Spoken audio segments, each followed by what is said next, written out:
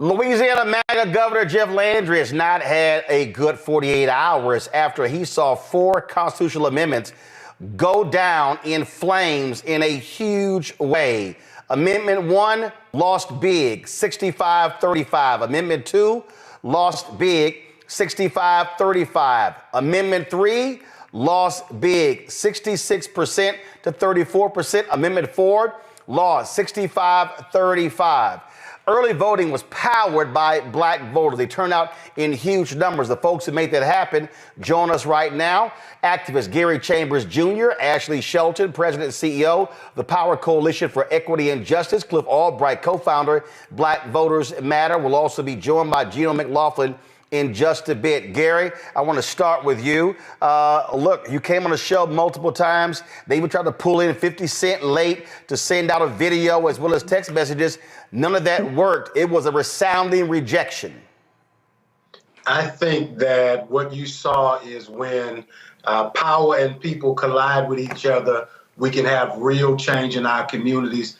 I want to shout out Ashley Shelton, Cliff, and all of the organizations and organizers around the state of Louisiana and the people of Louisiana and say thank you for sending this message to Jeff Landry. This is the first time that voters in Louisiana had the opportunity to tell the governor and the supermajority legislature what they think about the job that they're doing. And the answer is that over 60% of the people of Louisiana said no. Over 37% of the people who showed up to vote early were black, and black voters led the way through this conversation. I am so proud to be from Louisiana today. I have often said that Louisiana is not a red state, it is an underfunded state. And what we saw here was when the organizations had a balanced footing financially with the governor did spend more money, but this was not a race where I think they overestimated themselves and didn't spend as much as they normally would. And so it was more of a fair fight. And in that fair fight, the policies and the things that are on the right side of equity and justice always win, Roland. And thank you for always elevating these conversations. I appreciate that. Ashley, here's the deal, though. I always say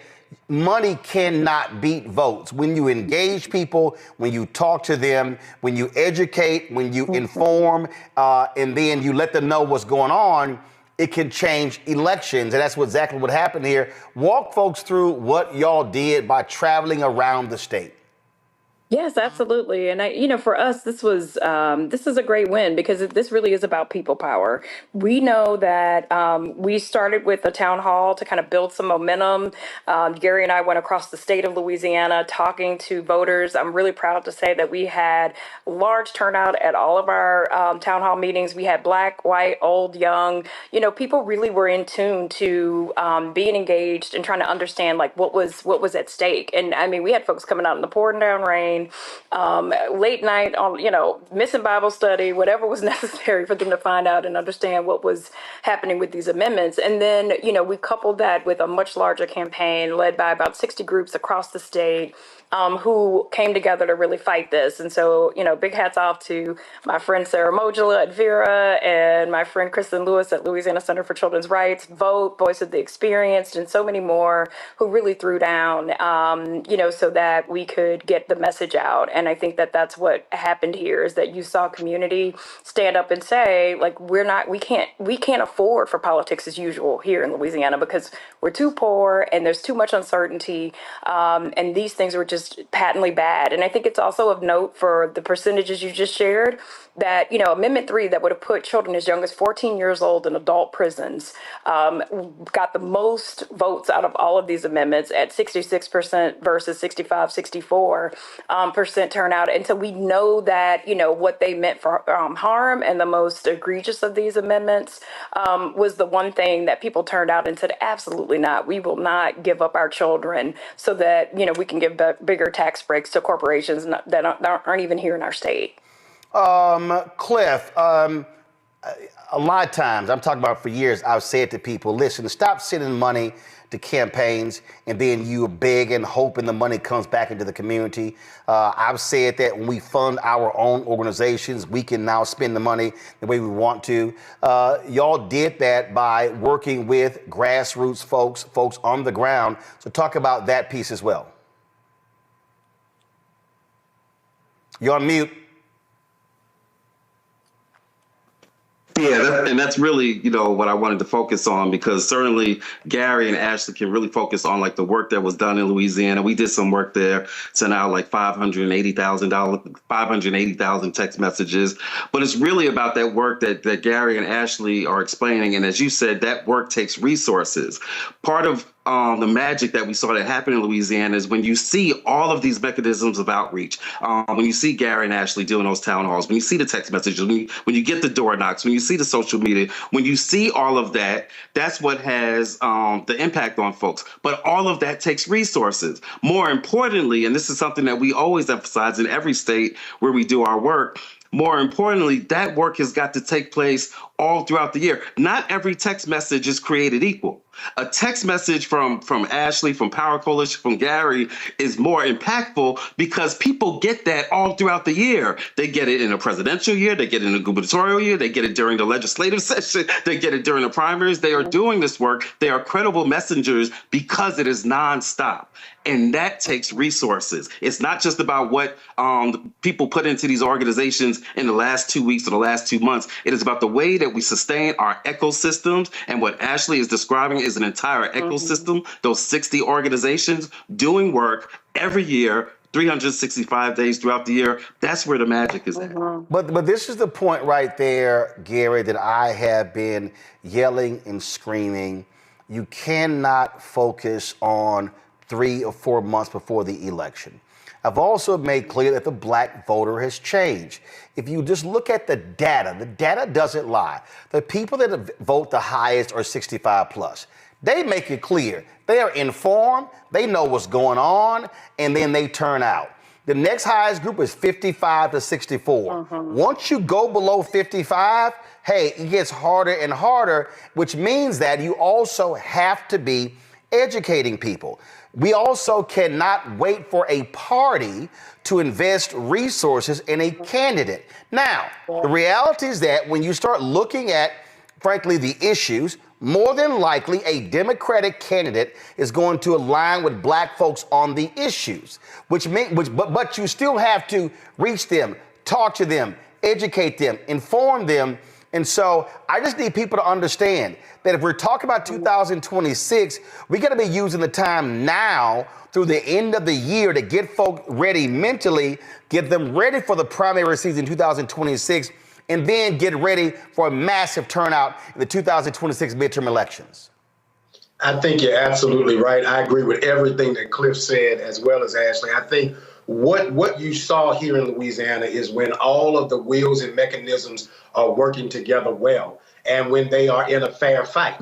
And so what we need right now is for the Democratic Party and those around the country to pay attention to the Deep South, Louisiana, Mississippi, Alabama, these places where black people are in community, and then empower the voices and the people in community that they trust to go do the work that we already do. When you see people from working class white men showing up at these events to brothers with goals in their mouth, you know that you are cooking with the right sauce right now, and you're going to be able to get the combination that you need at the ballot box. That, to me, is the specialty in what we do that's different than a regular ad on TV. The text messages, the communication, the mail, when it's coming from people that you trust, that is something that you can mobilize behind. The other thing is, while the rest of the country is telling us to stop talking about black issues is what motivated black people to get out and go vote.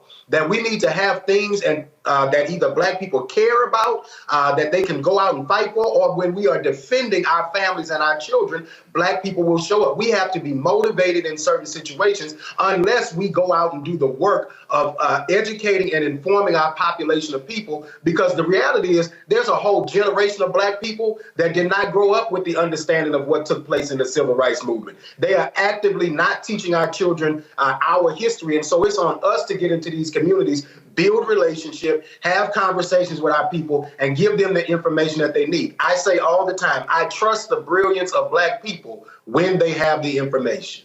So, all right, Ashley, this election is over. What's next for the Power Coalition? Well, we're gearing up for legislative session, so we go into session mid April, and and we think we're going to build on this moment and build on this momentum. And so this is the time. They used the teacher this teacher stipend that was not a pay raise. They absolutely had the power to give our teachers a pay raise, and the legislature chose not to.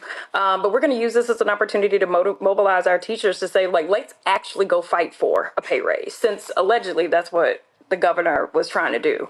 And so using these moments to really help people galvanize and really get behind what they deserve and what is actually real, and to like take the mystery out of politics. Like, no, like the legislature has the power to give you a pay raise. And so let's go and fight for that, especially since they tried to use you to drive voter turnout and, and take advantage of you and not give you what you deserved.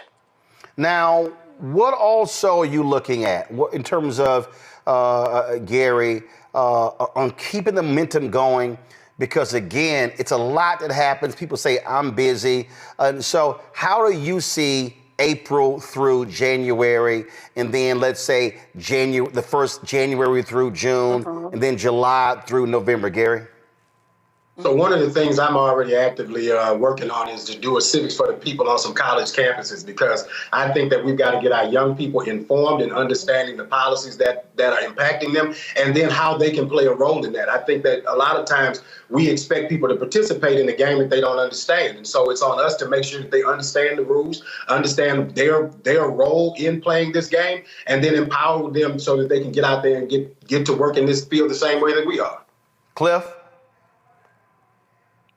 Yeah, so a couple of things. One, in terms of Louisiana, we got to keep working with Gary, keep working with Ashley on some of those state issues, as well as on some of the federal issues. One of the things that we know is critical in Louisiana is the attacks that's been coming from the administration in terms of environmental protection, right? We all know about Louisiana and Cancer Alley and a range of issues. Policies like that impact our folks. When we can connect those dots on what exactly is happening at the policy level, at the federal level, and how it's impacting literally our lives, our health, our housing in places like Louisiana, then people will get more motivated to get involved. The other thing is, not shameless plug, we got to remember there's some other elections taking place tomorrow, Wisconsin, Florida. I'm sure that you're going to talk about that a little bit later on, Roland. But this same process that we're talking about here for Louisiana, investing in the infrastructure, investing in the local groups, doing it 365 days out of the year. There's some great groups in some of those counties, some NAACP chapters that we're working with, some churches that we've been working with. All those organizations need support, even in these last 24 hours, right? There are things that everybody watching this can do to continue to support those elections and continue to support Louisiana. Last thing I'll say about Louisiana is this: it's all about momentum. It's like telling a story. This victory in some ways builds off of, I'm sure Gary and Ashley will talk about the victory of that second congressional district that was recently won in the state of Louisiana. That came about because of deep organizing that Ashley and Gary and others in that state have been doing. Yes, it's litigation. Yes, LDF has done an incredible job, but that litigation can only be successful when you got the folks who are on the ground doing the work, even serving to be plaintiffs. So all of these strategies have got to work together. Last one. Isn't there a New Orleans mayoral election? When is that? It's this October, Roland. And so that is, for me, one of the critical issues for us, for all of the Black folks in America who enjoyed the Super Bowl and all of that Black flavor that was in it. There is a mayor's election in New Orleans. A lot of y'all going to come to town for Essence. Make sure that you're paying attention to the Black candidate that's on the ballot. There is a reason that we have the magic that we have in that city, and it has been Black people and Black leadership. Louisiana, over the last few years, has lost the Black mayors in 4 out of the 5 largest cities in this state. And so New Orleans is the only city that is a sizable city in the state of Louisiana with a Black mayor currently. And it is my intention to make sure that it remains a Black mayor in New Orleans. Well, Ashley, if you could speak on that. And I would also hope that the Black candidate is reaching out to Black-owned media, talking. We're going to make sure it happens, Roland. Ashley, go ahead. Yeah, no, and I wanted to share too, like this week, I'm glad Cliff brought up the congressional district. We were just at the Supreme Court on Monday of last week talking about keeping our congressional district because we were challenged by several white voters saying that we were disenfranchising them from their right to vote. And so we are really proud. We felt like, we handled the case very, our lawyers at LDF as well as Louisiana Inspector General did an amazing job defending the state's right to keep our second majority minority district. And then we also will be fighting for maps this fall. So we have, they also on the state level, we have 9 seats that we are contending for to actually get to an equitable map, which breaks the supermajority in both the House and the Senate.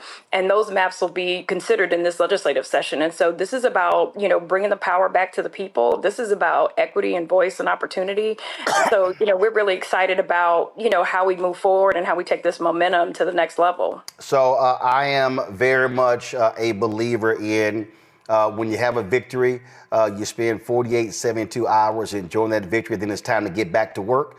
So to the folk out there, first of all, y'all did an amazing job. To the people I've seen the posting on like, hey, way to go, Louisiana. Let me also say this here, and I've seen a bunch of y'all comments saying, oh man, this is awesome.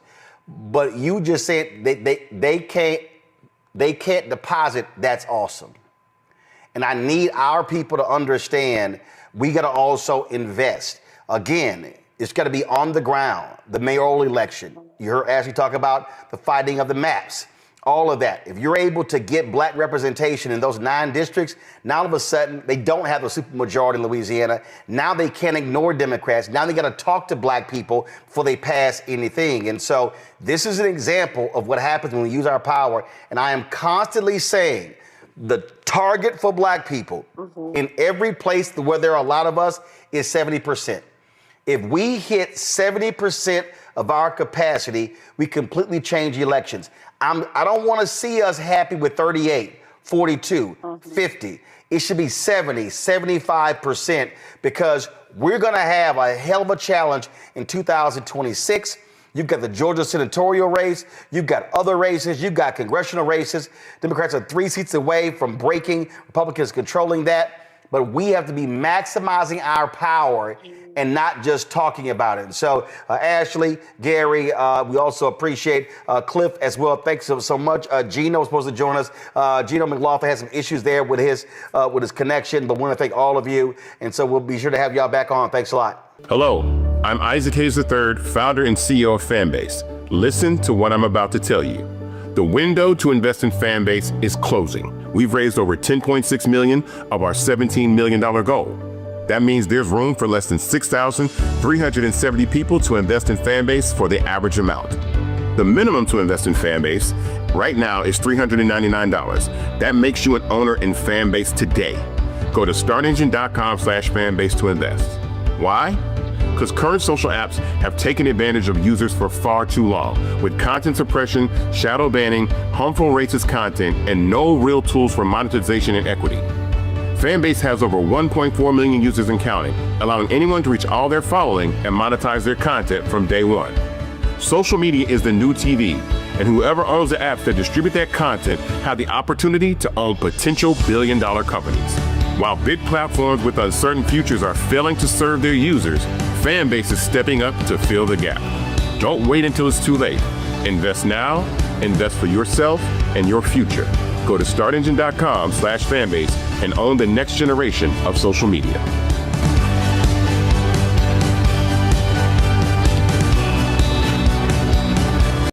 Hashtag Team Whip That Ass show up today on Capitol Hill. Embodied by Congresswoman Jasmine Crockett. She did not mince any words when it came to Elon Musk and Donald Trump, but also his Attorney General, Pam Bondi. Now recognize the ranking member of the subcommittee, Jasmine Crockett. Thank you so much, Mr. Chairman. And I first just want to begin with a news alert. Guess what? Joe Biden is not the president anymore. So maybe we can move on. Maybe we can move into the present, because it seems like we are living in the past. And listen, these are not the good old days, you know, like you used to sit around and your grandparents would talk to you about what used to happen.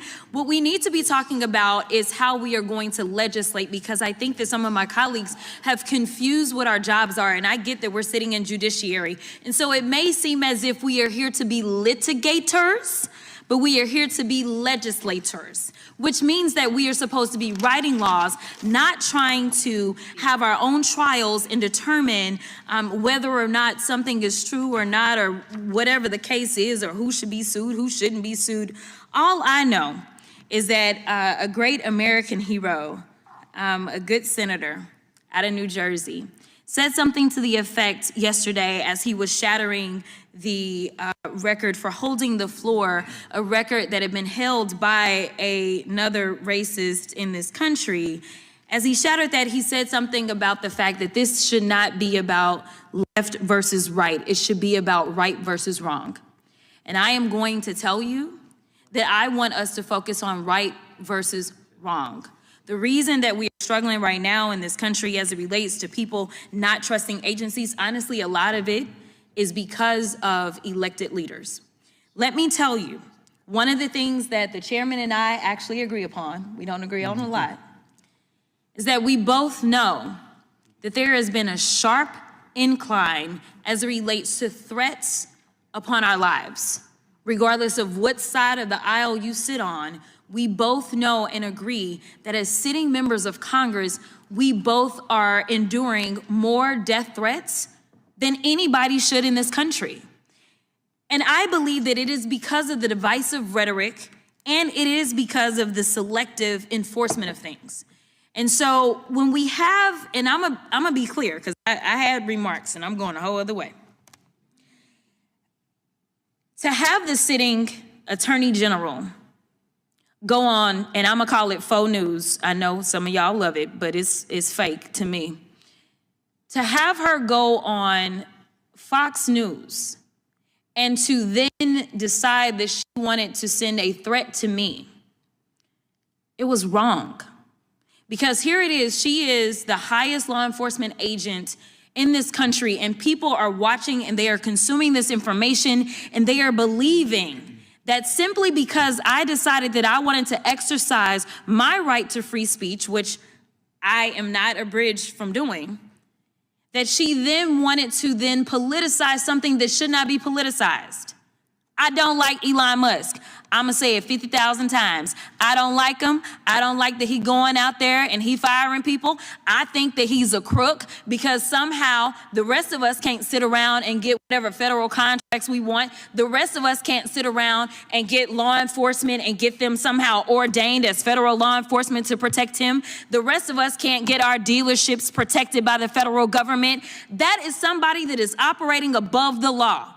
For whatever reason, just because he has a lot of money, more money than everybody else. And yes, I am happy to see that on my birthday, which is what I said, there were peaceful protests around this world against him, because he is a problem. And so you never should have somebody that is sitting that high and is going to sit up here and threaten a sitting member of Congress when she knew good and well, if she watched the entire thing, that I specifically told protesters to make sure you consult with lawyers, just like I've told protesters over and over and over in the history of me advising people to go out and exercise their constitutional right.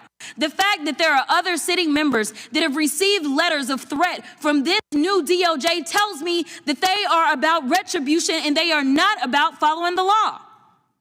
The reason that our party, or I won't even say our party, our country is torn apart is because we can't even agree on right versus wrong. This should not be left versus right. The only thing that we're asking is that we have law enforcement that will show up when there is an actual crime. If somebody calls and says, hey, I need you to investigate this cyber crime, or I need you to investigate this child pornography, or I need you to investigate this robbery, then we want somebody to show up, and we don't want them to look at us and act as if just because I'm black or because I'm woman, that I am not worthy of having that case investigated, because we have an administration that is continuously railing against diversity, equity, and inclusion, or we don't need people that show up that feel like diversity should not be valued. That is why we should have somebody that may show up and looks like me. The final thing that I'll say, because you've been gracious, is this. When I first became a public defender, I had no criminal defense experience. And I walked in and I told my boss, Charlie, I said, listen, you should hire me. He said, why? I said, because I'm black. Charlie looked at me like I was crazy. And I said, let me tell you something. When I walk in, I'm gonna walk in with a level of rapport and understanding that maybe some of my other colleagues will not. Charlie offered me my job, and I worked my butt off, and I worked really, really hard for all of my clients, not just those that look like me, and that is what it looks like to serve. Thank you. Oh, I love it when all those folks just real silent, ain't got nothing to say. When Congresswoman Crockett just drops the mic, it's as simple as that. And yeah, she should have checked Pam Bondi, because that child, she spends more time on Fox News she does at the Department of Justice. But that goes to show you, Donald Trump, he's not actually trying to run the country. He wants to run a TV show. That's all this is. That's why Kristi Noem keeps playing dress up and going on all with the Department of Homeland Security, because once she discovered they have all those outfits, she thinks she's on a television show. These people have no business being in power. Unfortunately, they are, because a lot of folks stayed at home and complained and said Kamala wasn't good enough. What y'all saying right now? But we begin tonight with the people who are really running the country right now. Now, Trump is often wrong and misleading about a lot of things, but especially about history. Donald Trump falling in line with President Elon Musk. In the wake of the unsettling news that MSNBC has canceled Joy Ann Reid's primetime show, The Readout, Roland Martin and the Black Star Network would like to extend an invitation to all of the fans of Joy Ann Reid's MSNBC show to join us every night to watch Roland Martin Unfiltered, streaming on the Black Star Network for news, discussion of the issues that matter to you, and the latest updates on the twice impeached, criminally convicted felon-in-chief Donald Trump and his unprecedented assault on democracy, as well as co-president Elon Musk's takeover of the federal government. The Black Star Network stands with Joy Ann Reid and all folks who understand the power of black voices in media. We must come together and never forget that information is power. Be sure to watch Roland Martin Unfiltered weeknights, 6 p.m. Eastern at youtube.com/Roland S. Martin, or download the Black Star Network app. Hello, I'm Isaac Hayes III, founder and CEO of Fanbase. Listen to what I'm about to tell you. The window to invest in Fanbase is closing. We've raised over $10.6 million of our $17 million goal. That means there's room for less than 6,370 people to invest in Fanbase for the average amount. The minimum to invest in Fanbase right now is $399. That makes you an owner in Fanbase today. Go to startengine.com/fanbase to invest. Why?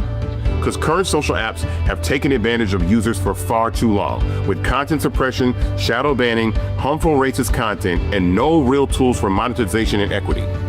Fanbase has over 1.4 million users and counting, allowing anyone to reach all their following and monetize their content from day one.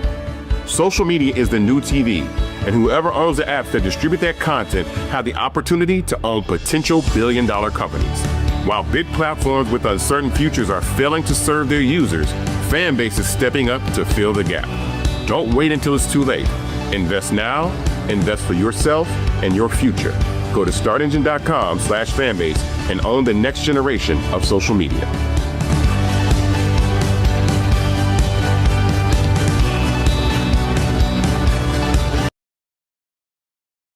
Hashtag we tried to tell ya. Y'all have seen the shirts that we've been selling. Pull the graphic up. Hashtag we tried to tell ya. FAFO 2025. You know, you got Project 2025, but with Donald Trump sitting in the Oval Office, it's FAFO 2025. Well, what did Vice President Kamala Harris tell you? The man was going to screw up the United States economy with his tariffs. That's exactly what he has done. He announced the other day, which he called Liberation Day, massive tariffs against a number of different countries, including many United States allies. He has been constantly attacking Canada, calling them the 51st state, dismissing them, treating them like a stepchild. And Canada said, enough is enough. Well, guess what? The U.S. Senate passed a bill to undo Donald Trump's tariffs on Canadian goods. And of course, they make it clear that that's not how you treat a partner. But when you have the twice impeached, criminally convicted felon in chief, who's also a con man leading the charge, well, this is what happens. Joining us right now is the senator from Virginia who sponsored that bill, Tim Kaine. Glad to have you back on the show. Great to be with you, Roland. Thanks.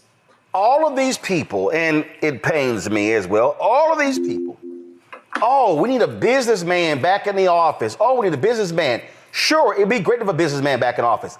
But I remember when we also had the first elected president to hold the MBA, George W. Bush. What do those two have in common? They both tanked the economy. And what he is doing here, stock market, CEOs are saying, what the hell are you doing? Ford announced laying off 900 workers. These tariffs are wrecking the economy, an economy that Biden-Harris handed him that was in good shape, rebounding from COVID.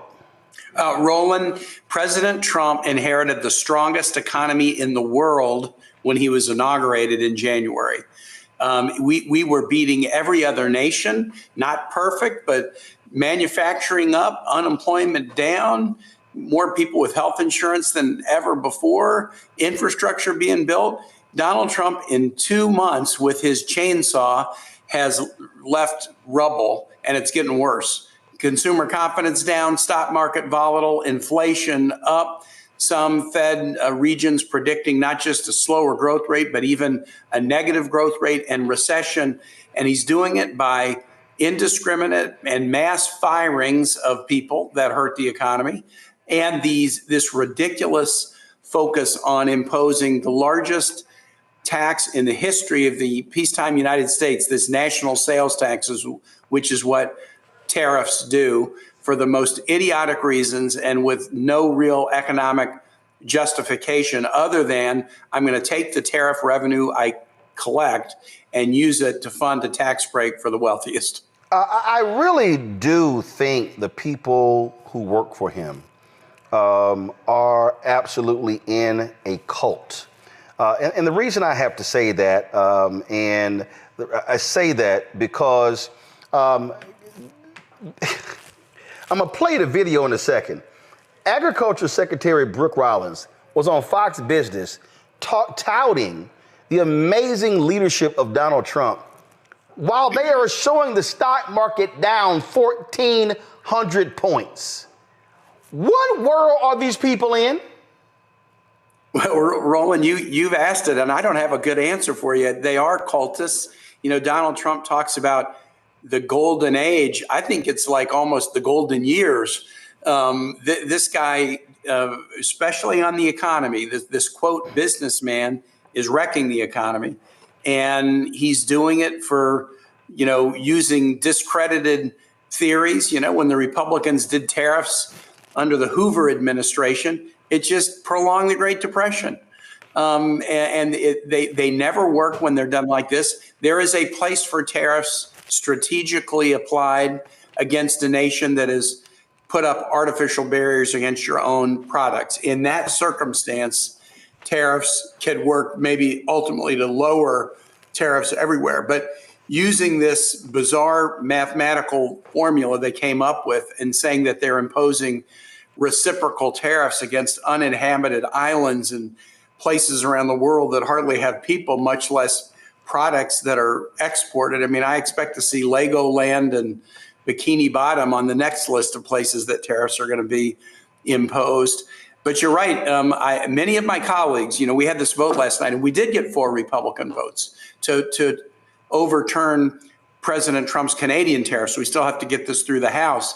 But I had many more Republicans tell me, you're right, we should be voting with you. We want to give him the benefit of the doubt. It's still early in his term, but Last night was the first time any Republicans would stand up and cast a vote against Donald Trump in this term. And we just have to keep forcing them over and over again to cast votes of this kind. Do you accept these policies or do you disown them? It was good to see some of that muscle start to be exercised last night. Senator, I don't understand your Republican colleagues. Oh, you're right. Well, we'll see. I mean, when are they going to get a backbone? They have constituents who are getting screwed. And it's like, oh, well, whatever the emperor wants, we're going to go ahead and do. They have no courage. They have no conviction. These folks are always talking about being tough. How about you start with the idiot at 1600 Pennsylvania Avenue? Well, Roland, you asked a good question. When are they going to have a backbone? I'll tell you what I think is going to happen. We have a 2-week Senate recess that comes up around Easter, the week before and the week after Easter. And everybody's going to be back home hearing a whole lot. Just like I traveled around Virginia, I guess 2 weeks back, my small businesses, my farms, my universities, my health clinics, my food banks. I'm hearing from everybody. And I have a feeling this maximum strength tariff regime that he announced yesterday, people are going to hear about it very, very loudly when they're home. And then you may see more because, look, we're going to challenge the tariffs he announced yesterday. We're moving ahead on the Canadian challenge, but the tariffs he announced yesterday, we're going to challenge them too. And we'll likely have a vote on that. We'll be guaranteed a vote on it. It will likely happen shortly after we get back from this recess. And by then, the effects will be felt and my colleagues will have heard from their constituents. And then we'll see, are they willing to show backbone or not? Explain to people who don't quite understand how it works, how Congress is trying to take this back, because Congress gave a president, and just understand, I don't call him, I don't use the word president related to him because he has no respect for the office. So I'm speaking in general. Congress gave the office of the president the power, but Congress also has the power to say, nope, disagree. We can pass a bill and stop you from doing that. Yes, Roland, I'm glad to. And you're right. There's sort of two ways to look at this. The Constitution clearly gives Congress the power to deal with trade, not the president. But Congresses of both parties, and this now goes back to right after World War II, started to delegate some powers to the president on trade issues, that the president can do X or Y. The tariffs that the president have imposed against Canada and now yesterday against the world are under a statute that has nothing to do with tariffs. It just says under dire national emergencies, a president can declare an emergency and take certain actions, but those actions can be challenged even by one member standing up and saying, wait a minute, I challenge your emergency. This is a law called IEEPA. It's like the International Economic Emergency Act. It doesn't say anything about tariffs, but it just allows presidents to act in the instance of national emergencies. Roland, this act has only been used against enemies. It's been used against North Korea. It's been used against Russia. It's been used against Iran. It's never been used against friends. So President Trump used it against Canada, Mexico, and China. And I was aware of this quirky little procedure. And so I filed a challenge to President Trump's Canadian tariffs saying, we don't have an emergency with Canada. They're an ally, not an adversary. They're our biggest trading partner. These tariffs are a tax on American consumers. And when the senator files it, it becomes the pending business of the Senate 15 days later. No committee can shut me down, even though I'm in minority. Nobody can kick me to the curb. I get a vote when I challenge a presidential declared emergency. And that's what I got last night. And we held all 47 Democrats. We got 4 Republicans to vote with us. So the Senate has acted to turn off Trump's Canada tariffs. Now, we still have to get it through the House. But you point out a bigger point. Any tariff or any action that the president takes pursuant to this IEEPA statute, we can challenge it, tariff or otherwise. But you raised the bigger point. Why did Congress give this power away to the president? Shouldn't we haul it back? And the answer is, of course we should. And so there's a bill that's introduced today. Senator Grassley of Iowa, Republican, and Maria Cantwell, Democrat of Washington State, to begin to pull these powers back. Rand Paul has a similar bill. And the general format of these bills would be that a president could declare an emergency and take action, but it would be limited to 30 days. And beyond that, it would have to be authorized by Congress. Sometimes there are emergencies under which a president must act promptly, and Congress can be slow to get their act together. But we were not designed to be run by a monarch. We didn't want to have a king that could impose taxes on all of creation by his own say-so. And so we do think there might be some reforms to these trade and emergency laws that will haul power back to Congress. Just a couple more questions. Your colleague, Senator Cory Booker, broke the record of racist segregationist Strom Thurmond that really captured the attention of lots of people. Frank Luntz, who I frankly blame for a lot of the discord we see today with his polling, said that he was polling at the time some folks, some Democrats, and they said, this is what we want to see. Lots of people have been talking about a need for a change in Senate leadership with Minority Leader Senator Chuck Schumer. But talk about, again, what you're seeing and hearing. I travel this country. Listen, I got a home in Texas, got a home in Virginia. We spend time on the road. I'm in multiple states all the time. And what I keep hearing is, I need to see Democrats pounding tables, fighting, using every single weapon at their disposal to fight and combat this administration. Yep, and Roland, you're right. And Cory did a fantastic job the other night. I was on the floor with him doing one of those colloquies that lets him lean on a podium for a few minutes while I ask him a question. He did an amazing job. And that's one of the reasons why this maybe isn't as known as it should be. We elected Cory to Senate leadership in January. He is now one of the key, in the key kind of 5 leadership team on the Democratic side, and he really showed it. And his speech really, in my view, it sort of set the framework for what we need to do going forward. No coincidence, the first Senate action after his speech was the vote on my challenge to Donald Trump on his tariffs. I'd filed the challenge about 3 weeks before. It had to ripen and then be the pending business of the Senate. But I didn't wait for permission from the leadership or anybody. I just said, I'm challenging Trump. And I think when you understand what this is about, Democrats, you'll get on board with me, and all did.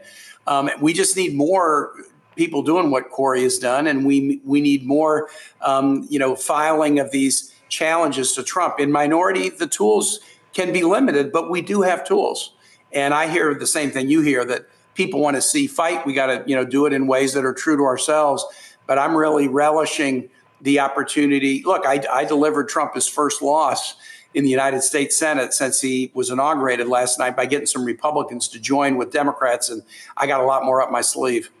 All right, Senator Tim Kaine, we appreciate you joining us. Thank you so very much. All right, I'm going to say hey to your good friend Don Scott when I see him next. Well, I'm wearing my Texas A&M gear today. He's a graduate of A&M. We both pledged Alpha, same chapter, Pi Omicron, and I made it clear. And he's already hit me. He said, I'm going to need you on the road doing your show, doing some town halls to keep him as Speaker of the House in Virginia. So we look forward to hitting the road and hitting different places around Virginia in the coming months. We'll watch for you out there. Thanks, Roland. Thanks a bunch. Folks, I was telling y'all about Fox. If y'all want just some comedy, listen, this is Trump's agriculture secretary. While she's talking, the stock market is plummeting. Watch this. While certainly the economy will be adjusting, the negotiations will continue. We are really, really excited and very grateful to President Trump's leadership and being willing to be bold and fearless in facing some pretty big policy challenges around the world. So what is the impact on farmers then? Well, we'll see, right? I mean, we're negotiating. Now we move into some significant negotiations. I mean, I've got a great chart here. You can hold your little chart up all you want to. The impact on farmers, y'all getting screwed. Y'all getting screwed. So I don't want to hear all this. I need y'all to understand, these people are cracking me up, and all of those MAGA loving farmers, hey, all I have for y'all is Scarface's No Tears. This is what y'all wanted. Y'all voted for this fool. Y'all are getting every single thing that y'all wanted by voting for this despicable man. Y'all are going broke. Y'all lost money last time. I need everybody who's watching to understand something. The American taxpayer had to spend $25 billion for farmers last time because Donald Trump invoked his tariffs. There were folk who were sitting here filing for bankruptcy. In fact, I remember this one story, just so y'all know how crazy these people are. There was this one dude who literally lost a family farm and said, yeah, I would still support Trump again. It's a cult, and they're crazy, and they're nonsensical. Now, if y'all want some more laughter, here is that dunce of a press secretary, Caroline Leavitt, on News Nation saying, there's not going to be any pain, no suffering from Donald Trump and our economy. Watch. Well, first of all, Markey, I just want to address that yesterday was a great day for our country, and President Trump delivered on a campaign promise that he made to the 80 million American voters who elected him to this highest office, a promise that many presidents before him for decades refused to deliver upon. This is a national emergency. We have a $1.2 trillion trade deficit. We've had 90,000 factories closed across our heartland. We've had 5 million manufacturing jobs go overseas since 1997. And President Trump is finally doing something about it by implementing these reciprocal tariffs. It's the golden rule for the golden age of America. As for prices and what the American public can expect, they can expect price stability. They can expect to buy American. It's a patriotic thing to do. And most importantly, they can expect their wages to go up. We know that in President Trump's first term, wages went up by $6,500 per person. And that's because of the whole of government economic approach that this administration is taking, effectively implementing tariffs while also... This won't be painful at all for American people and consumers, Caroline? It's going to be, there's not going to be any pain for American-owned companies and American workers because their jobs are going to come back home. And again, as for prices, President Trump is working on tax cuts to put more money back into the pockets of Americans. He's working on massive deregulatory effort, which we know has already saved American taxpayers millions of dollars in just 2 months. And we're all... There's a phrase that folk use for people like her. Girl, bye. All you heard there was gaslighting. All you heard there were just lies. And see, I love it how now Trump, yeah, the stock market don't matter. Oh, yeah, but it mattered when Biden was there. I hope y'all see how the game they play, the moving of the goalpost, and how media plays right along with it. Stock market cratering, 401ks getting battered, companies announcing layoffs. Hell, CNBC, Jim Cramer is just losing his mind over the craziness going on. And these people kind of like, well, everything's fine, everything's good. Y'all just go ahead and, it's just, the pain is not going to be bad. In fact, let me see if I can find this clip. Scott Bassett, who is the Treasury Secretary,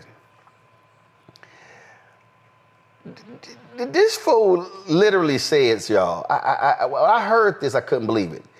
He actually said to the other countries, don't y'all do nothing. Y'all bet not say nothing. You bet not respond. Really? And this was interesting. He's talking to us, Caitlin Collins of CNN. And when she asked him about this, he's like, well, the companies, they don't have to pass the increase in tariffs on to the customers. Watch this. It looks obviously that's the president's ambitious agenda, but on the argument of short-term pain, long-term gain, which it seems what you're arguing about the long-term, what this will look like, prices will go up for Americans in the short term, right? They could. They don't have to.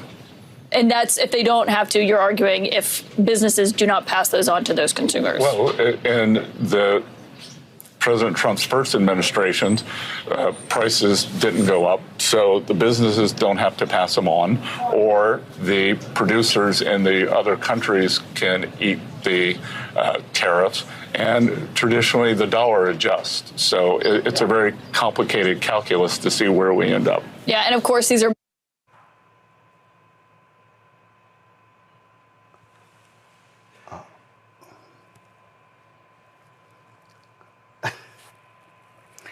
they don't have to increase prices. And the countries, they could eat the tariffs. You the Treasury Secretary? You supposed to be a financial whiz? He worth more than $500 million? And saying bullshit like that? Everybody named Mama knows what's gonna happen. Prices are going to go up. If you put tariffs on wood, drywall, you're gonna pay more for a house. I couldn't stand algebra and geometry in school, but I damn sure know how to count. These people are insane, and they have no problem wrecking this country and following a plumb idiot, and they want us to believe that Donald Trump is some smart person when it comes to the economy. You've got to be kidding. Dr. Greg Carr, Department of Afro-American Studies, Howard University. He joins us right here every Thursday. Glad to have Greg. First of all, back at the home studio, because Greg was on the street last week. He was on the street kicking it with us last week. Glad to have him, Dr. Nola Haynes, Georgetown University School of Foreign Service. We'll be joined by Robert Patillo, civil rights attorney, radio show host out of Atlanta, joining us in a second. Greg, these folks, the cult is real. And we've said this many times before. We've said white folk are going to have to experience maximum pain for them to possibly wake up. Like, we get it. We know how we voted. They gonna have to get hit in all corners to then realize, yeah, that wasn't a good idea putting that fool back in.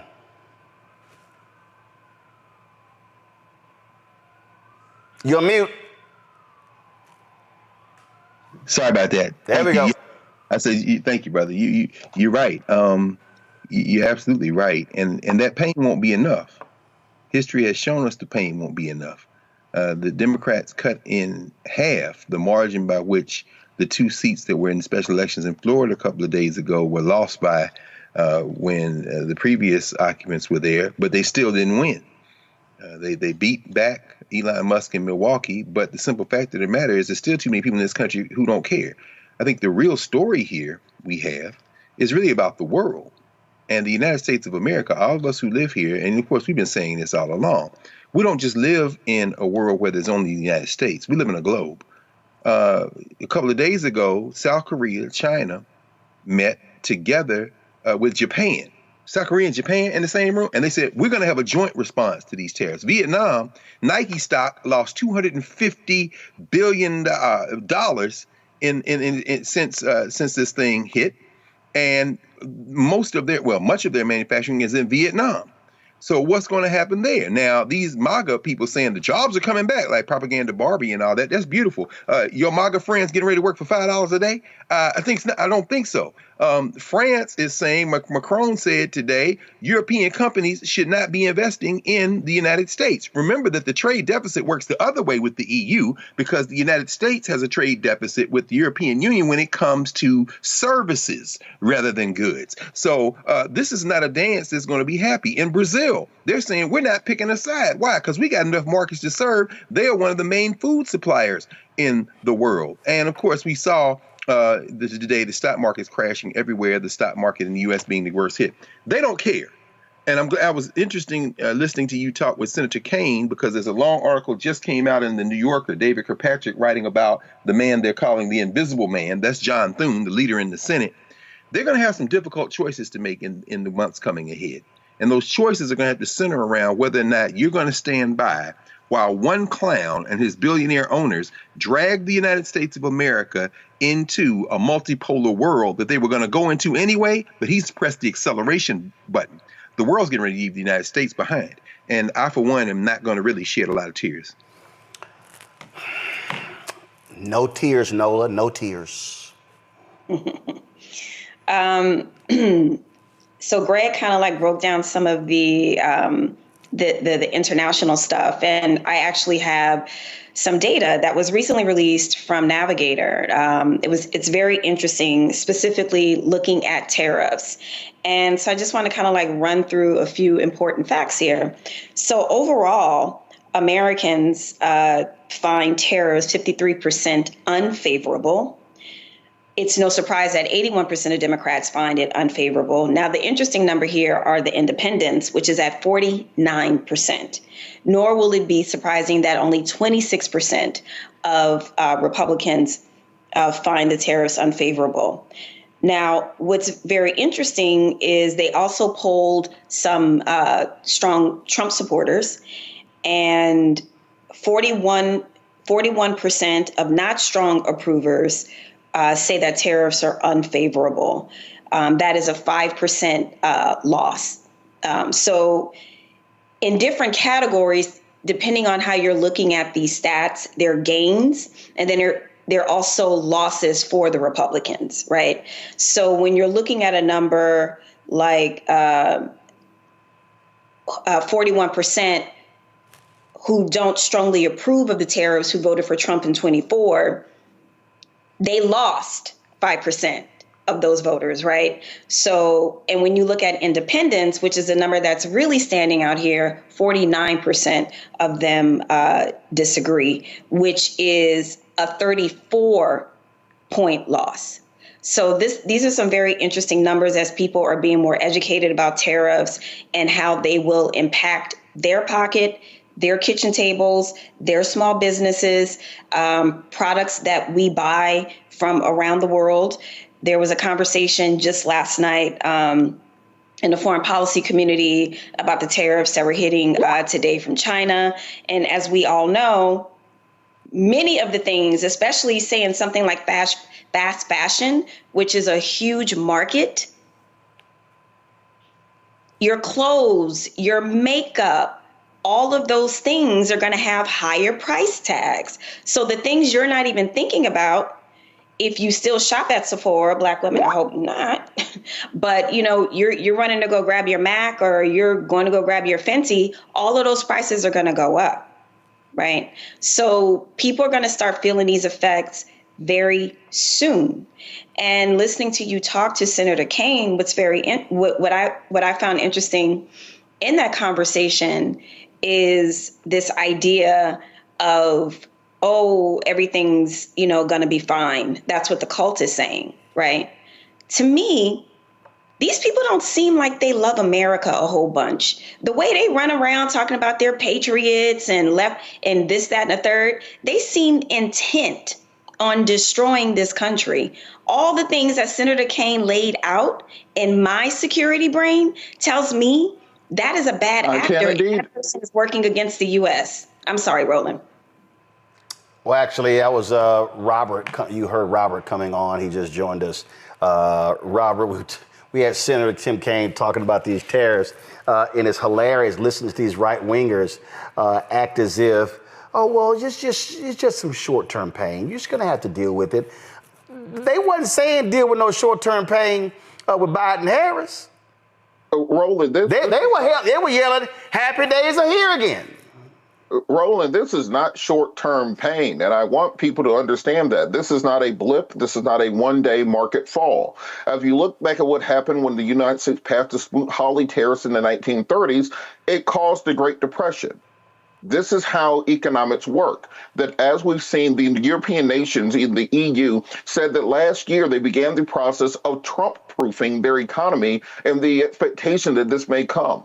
They have already begun the process of petitioning Canada to join the EU as a new trading partner to go around the United States marketplace. If you look at what's going on in the developing world, if you look at the tariffs that he put on Africa and other nations, this is pushing them closer to China than the Belt and Road Initiative ever could have, because their markets understand that they can no longer depend on the United States to be the place where they send their goods. So when we're talking about how long it will take to fix this, it may be decades to dig our way out of this hole that President Trump is putting himself into. And this was in Project 2025 when they talked about resetting U.S. trade relations, when they talked about changing the global trade assets. And for people who are looking at that chart that President Trump put up yesterday saying XYZ country is charging us 90% tariffs and we're putting a 34% tariff on them, that sort of thing.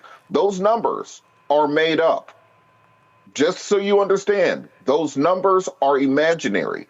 Look at the World Bank numbers, look at the World Economic Forum numbers on exactly what the effective tariff rates are that exist. The tariff rate from the EU to the U.S., which President Trump claims is at close to 60%, is measured to be at 0.2%. All that he is currently doing is intentionally wrecking the U.S. economy so that he can make it cheap enough for those billionaires who are lined up in inauguration to be able to buy up the rest of the American economy at bargain basement prices. That's the only way that this makes sense. And this is in no way, shape, or form something that is either economically cognizable or even historically cognizable in any form, whether it's mercantilism, Keynesian economics, Friedman. You can go down the lines. No one says this is a good idea. So the best thing people can do, learn how to purify rainwater. If you and your friends have a bunker that you can go to and bug out, be prepared for that. We are entering the times we warned you about, or as Roland would say, we tried to tell you. That's right. Now, the point Robert just made there, I need everybody who's listening, who's watching and listening to understand what I'm saying. When you drive the economy down, people panic. Folks start selling. Do you know what rich folks do? They start buying. They start buying. So what Donald Trump is doing, he's purposely wrecking the economy. And do you know who's sitting there smiling? The sharks, the predators, the Kevin O'Learys, the oligarchs. They're sitting here going, we can grab up tech stocks a lot cheaper. We can grab up textiles a lot cheaper. That's what this is all about. Game, recognize game.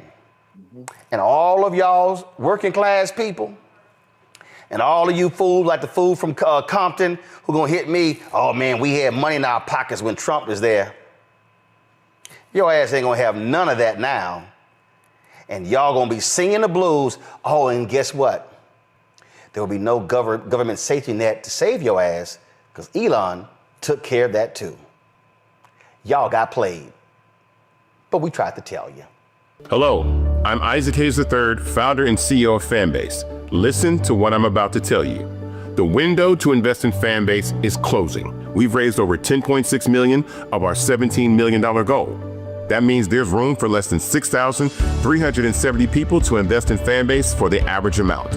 The minimum to invest in Fanbase right now is $399. That makes you an owner in Fanbase today. Go to startengine.com/fanbase to invest. Why? Because current social apps have taken advantage of users for far too long, with content suppression, shadow banning, harmful racist content, and no real tools for monetization and equity. Fanbase has over 1.4 million users and counting, allowing anyone to reach all their following and monetize their content from day one. Social media is the new TV, and whoever owns the apps that distribute that content have the opportunity to own potential billion-dollar companies. While big platforms with uncertain futures are failing to serve their users, Fanbase is stepping up to fill the gap. Don't wait until it's too late. Invest now, invest for yourself and your future. Go to startengine.com/fanbase and own the next generation of social media.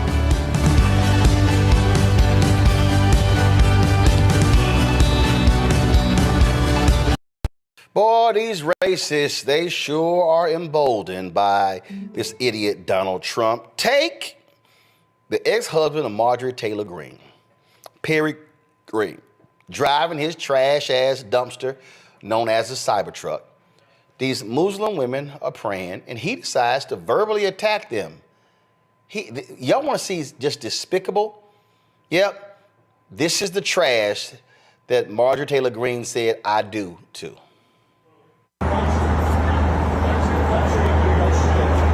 That's really good. Don't go back to your country because y'all believe in crazy. Question your authority. Go back to your country, please. Okay. We don't hold y'all. That's perfect. Thank you. Yes. We don't want any Muslims. Okay. Thank you. No one brought anything to you, brother. It doesn't matter. I'm bringing it to you. I don't want your shit. Oh. Nobody really wants your shit here. Did we bother you personally, though? Yes, yes. Okay, I'm sorry. You can. But see, like, y'all want to kill gays. Y'all want to do all kind of crazy. Where are y'all from? What country? It doesn't matter where we're from. It does not, though. Why does it matter to you, though? It's because you're worshiping a false god. No. Yes, it is. Are you Christian? All right, that's. Christian. In the scripture. Okay. American. Don't come from your crazy countries and act like you're going to bring your here. Okay. Cool, bro.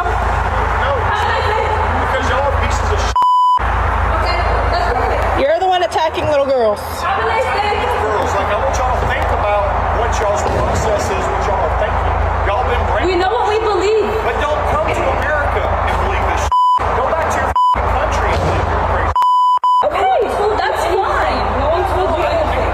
We're sitting here. We were quiet. We were peaceful. You're worshiping out here. Praying. What does that have anything to do with you? Go back to your country. That's fine. You're demolished Middle East. First off, we're actually born here. We're born here. Yes, we were. Why are you wearing all this You're not American. It doesn't matter. Be American. Don't nuns wear covering themselves? Be American. Don't be Afghani or whatever the not even We're not Afghani. You're literally racist. You just it anything. It doesn't matter. Use the racist word, but be American. Don't be Okay. I'm sorry if it's not on your standard, you can go ahead and leave. I don't know why you're wasting your time. Okay, then if you don't care so much, you can go ahead and enjoy your day. Okay. Because your countries are so where y'all are from is so come here. Go back to your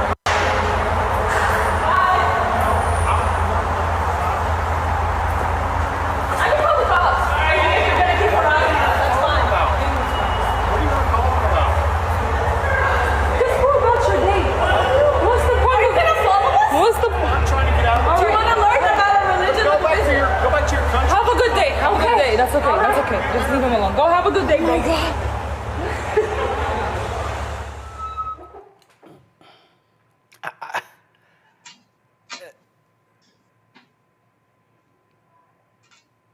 They are praying, minding their business, not sitting here, and this racist, go back to your country. See, this is what I need people to understand. We talk about this country. When we talk about how people view this country, y'all have heard me say this before. There's a movie called The Under Shepherd. And The Under Shepherd was directed by Robert De Niro. Robert De Niro starred in The Under Shepherd, along with Matt Damon. And in this movie, it is based upon a fictionalized version of the creation of the CIA and how the CIA was created by these white Anglo-Saxon Protestants, and how these white men, the Dulles brothers, how they established this secret society coming out of skulls and bones to create the CIA. And there's a particular scene in this movie where Matt Damon and Joe Pesci are talking, and Damon's character goes to see Joe Pesci, and he's trying to get the mob's help. And this is loosely tied to Castro, trying to get the mob's help to assassinate Castro, which actually happened in real life. And in the scene, they're talking, and Pesci poses a question. He poses a question to Matt Damon. And in this exchange, if you want to see what America is all about, if you really want to understand what these people actually think about non-white people, we played for y'all, I guess it was last week or maybe 2 weeks ago.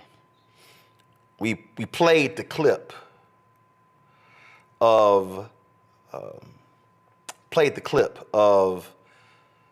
J.D. Vance, where J.D. Vance was talking about these European values. Oh, and if you come in, you got to have the right, view of America. See, people like him. See, I know somebody may be saying, "Oh man, that dude was a racist there." Oh yeah, he's a racist.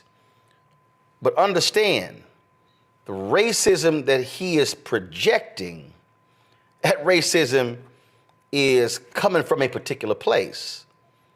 And for these people, how they view this nation, they view everybody who is not white as other.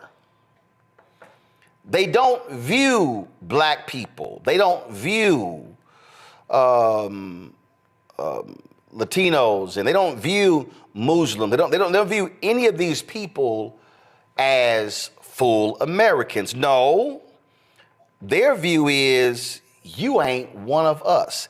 See, that's why they are so quick to tell us, go back to where you came from.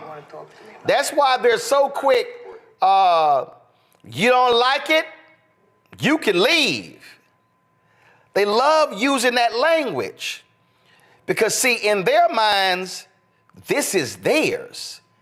In their mind, this is all theirs. That's how they view this. I'm gonna play this clip in a second. But that political sense, that's how they view. This ain't out of the ordinary. This is how they behave, and there's no shock that Marjorie Taylor Greene was attracted to that. Well, they have something in common, so we can't be surprised about that, Roland. They have a lot in common, them too. Remember when David Perdue said that to Stacey Abrams when she first ran, I think, for governor? And remember, I don't know if you all know, but Abraham Lincoln, after the war, he told, black folks, hey, you go back somewhere. I forgot what he said, go back to Africa. No, actually, Abraham wanted, listen, it was Liberia. It was Liberia. And he held that view because he said that I just don't believe that these two sides are going to be able to get along, and so he articulated shipping black folk back to Africa. Right. Yeah. But it's funny, but this was after the war, right? This was after the war. He says that, well, we don't need y'all anymore. But like they said, they responded, no, this is our country. This is where we're from. And beneath is our ancestors. It's our ancestors. So, I mean, I would have said something. I'm pretty sure I wonder if this was during Ramadan, because that just ended. But I would have looked at his ass and I would have said, I will go to my country when you take your ass to your country first. That's what I would have said. See, it reminds me, puzzled because he doesn't have a damn country. Eugene, it reminds me of Patrick Bet-David when I was on his podcast and he tells me, well, why do I go back to my neighborhood and fix things? And I'm like, looking at him going, your ass ain't even from here. Why don't you take your ass back to Iran? Yes, I saw that. Listen, it's the audacity and caucasity, right? They say, to the point of MTG's, I guess, husband, ex-husband, they say, there's no more reflection of who you are than the person you decide to marry, because marriage is probably the ultimate business. That aside, the audacity and the caucasity. These folk that, think that they just have infinite dominion over wherever they are and over whomever is around. Black folk, Native folk, folk of color built this land, point blank, period, and are still building this land, point blank, period. And the thing is this, like I said, I'll go back to wherever when you go back to wherever. But at the end of the day, the result that neither of us are going to go anywhere. So, you could just stay your happy ass over there away from me and my people, and we call it a day. Keep it civil, keep it peaceful. Well, I just want, again, we know who these racists are. We know what they sound like. We know how they think. We know how they act, how they appear. We know all of that. But Zabor, to sit there and watch this man just attack them because they have a different religion, when, fool, we have freedom of religion for a reason. No, but it just shows you their lack of respect for the Constitution. When No. They don't. They love the second. They can't stand the first. No, it's so. They love the second. They don't like the first. When it comes to us, this is why our community paying attention is so important. They're attacking birthright citizenship. They're saying in this, how he's moving is the exact reason of why we got to stay vigilant. If they attack them birthright citizenship and the 14th Amendment, and they're trying to put holes in that aspect of the Constitution, then you see them doing things like this, and that rhetoric is pushed to the front. That's not Christianity. That's not the faith I know. You know what I mean? It's like you are ignoring humanity in people. You are ignoring loving your neighbor, and nobody's from here. We were brought here. They stole here. It's like, how dare you tell somebody that they're not from America? You don't know those people. And everything about our country has been built on the backs of people that are not from here.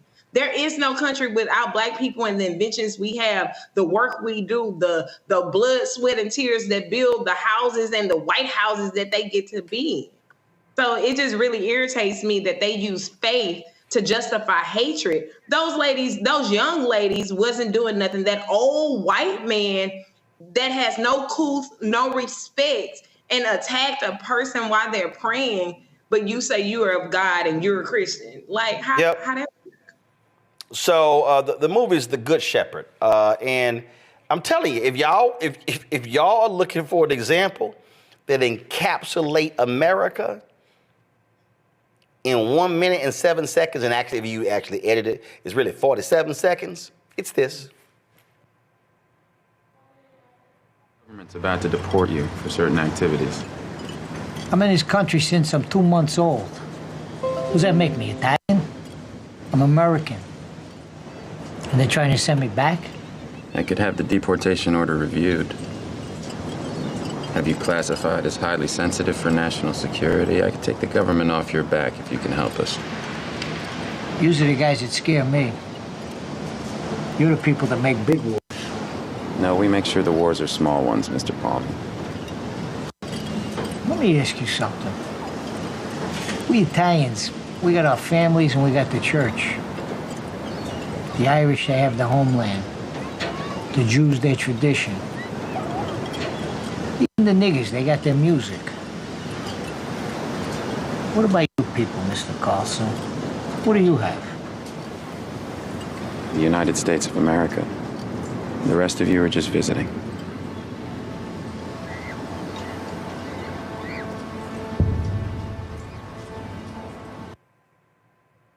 That's exactly how they think. The rest of you, this is ours. Yep. The rest of you are just visiting. Pull up my book. Understand something, y'all. The reason why I chose this photo for my book, White Fear, this photo is from January 6th. This white man's arm is outstretched. This photo signifies all of this is ours. And that literally is how they operate. And they feel as if they have the right to roll up on a few Muslim women praying, minding their own business, to accost them and say, go back somewhere else. That's why they believe they have the right to roll up on somebody black barbecuing in the park saying you can't barbecue here. They think that they have the right to roll up on a black man who's working for UPS or FedEx delivering packages saying you can't be in this neighborhood. They really believe that they have the right to walk up to you and ask, why are you in my neighborhood? Let me see. They believe that they can just ask you, show me your address to prove that you belong in my neighborhood. And they believe that when they see us, especially being a black man, and if we wearing some university gear, they don't even first think, did we graduate from there? They instantly think, did we play ball? Or like one white dude asked me, did I play ball at Texas A&M? I said no. His second question was, did I have a child that played at A&M? Y'all, it took every ounce of Jesus when you had to cuss his ass out. I was like, I would have did. Literally like it took all of Jesus for me not to go there, because in their minds, they don't even think, oh, that might be a graduate. They don't think that. Tomorrow, I'm gonna get to this here. Man, there was some white folks, y'all, on Twitter, and they whine and complain, and Charlie Kirk got involved. My son got high grades, and he didn't get into his first choice, the top schools, or the second choice. And these white folks really believe that their children can just go to any school, that they should never be rejected, that all of that, and they automatically think it got to be them. It got to be them. They never consider, no, your kid lost out to some other white folk. So I am going to spend a little time walking through the timeline. You know, I was trolling their asses because see, y'all, I am the pettiest member of my family, but my family members can be petty too. Like the oldest sister, she was with a group of moms, and she was sharing with them that my nephew, her son, had gotten accepted to Seton Hall. And so one of the white moms said, well, you know, my blonde-haired daughter, you know, she's not gonna get, you know, a scholarship like that. And my sister said, well, baby, we were at the welcome reception. There's a whole bunch of people who look like your daughter who were there, who were blonde-haired. She said, so maybe your daughter needs to study a little bit harder. Hey, there you go. Meritocracy, right? They gotta work harder. They gotta pull themselves up by their bootstraps, right? This is a meritocracy. We don't care about DEI. That's what they say, huh? Until they realize they are the DEI hire, right? They the ones that are not qualified. They are the they not even DEI hires.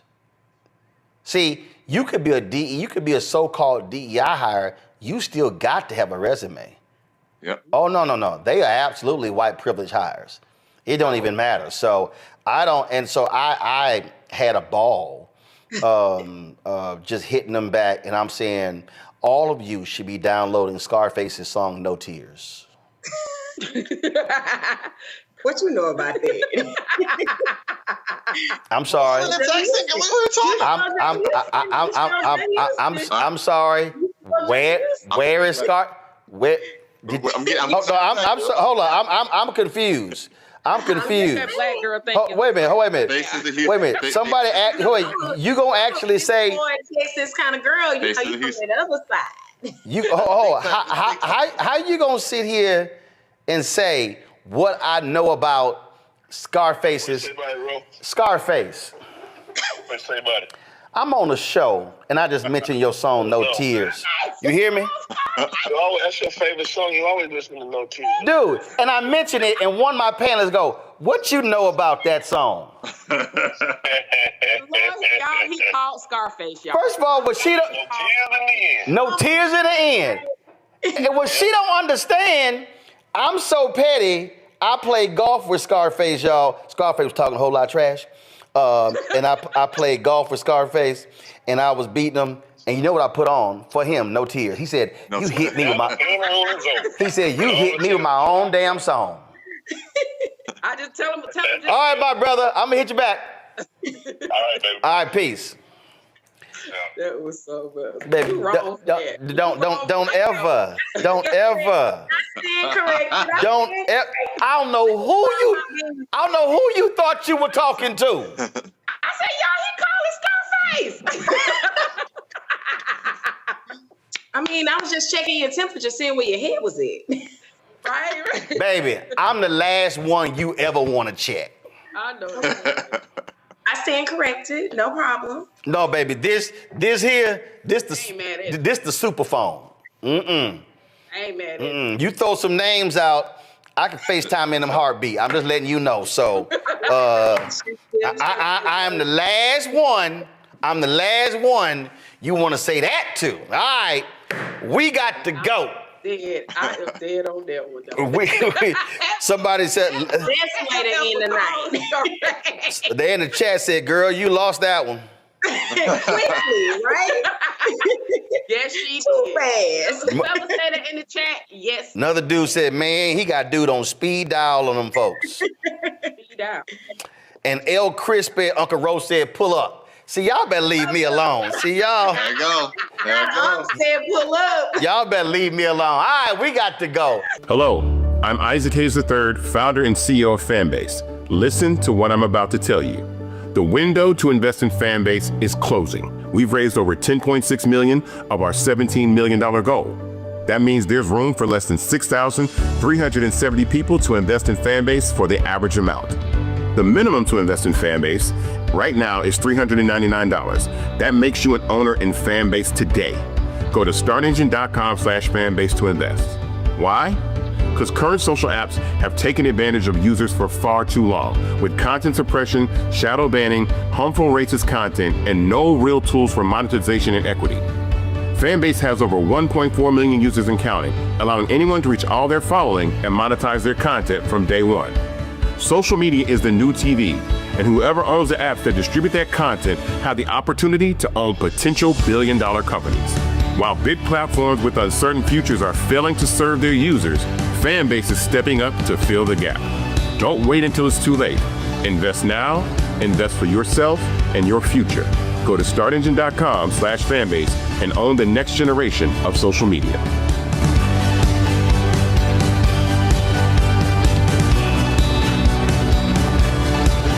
I appreciate the speaker for admitting openly on the record that it is unconstitutional. But the concerns that I have are around the fact that we are sitting here pretending as if we all are looking out for the Constitution, yet we are coming from completely different angles. So let me go to Professor Shaw. To be clear, which branch of government is responsible for interpreting what is and what is not legal? Well, the Supreme Court, the Article 3 judicial branch has the final word. So the judiciary is who it is. So it's not the legislators. You know, I'd say every branch has an obligation to interpret the Constitution. The final word comes from the courts. From the courts. It's not the former speakers. It's not everyday people. It's not the president. I just wanted to make sure that we understood who it was that was responsible. And what is so frustrating for so many of the American people, the ones that are watching right now and otherwise, And the reason that they're outraged and scared is because what we see right now is a diminishing of all these institutions. Right now, we have a legislative branch that has decided that it intentionally would disregard their duties. They are not checking the president whatsoever. The only check that the American people have had thus far has been from the judiciary. And the judiciary isn't pulling this out of the sky. In fact, they are coming from basic reading of like the plain language of the Constitution for all of those that are constitutionalists when we start talking about things such as what birthright citizenship is. But one of the things that I want to make sure that I get to, because there are deeper implications if we go down this rabbit hole. Imagine the type of world where the president does whatever he wants to and no one can rein him in. It's a world that right now many people are afraid of.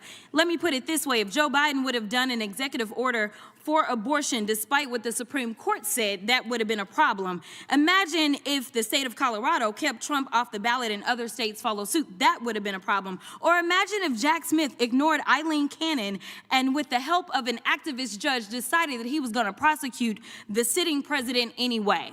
The problem that we have right now is that if we continue down this road, then we will not have a rule of law, because we have people that are currently serving and they're saying things like, ignore the judge's order.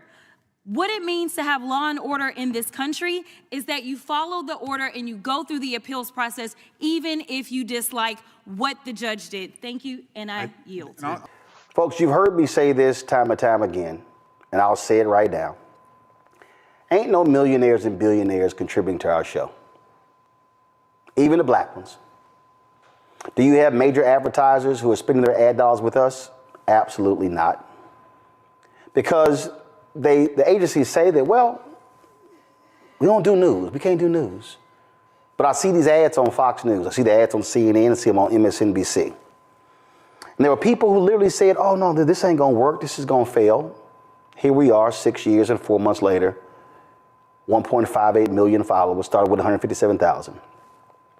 But it's also because of our fan base who contributed.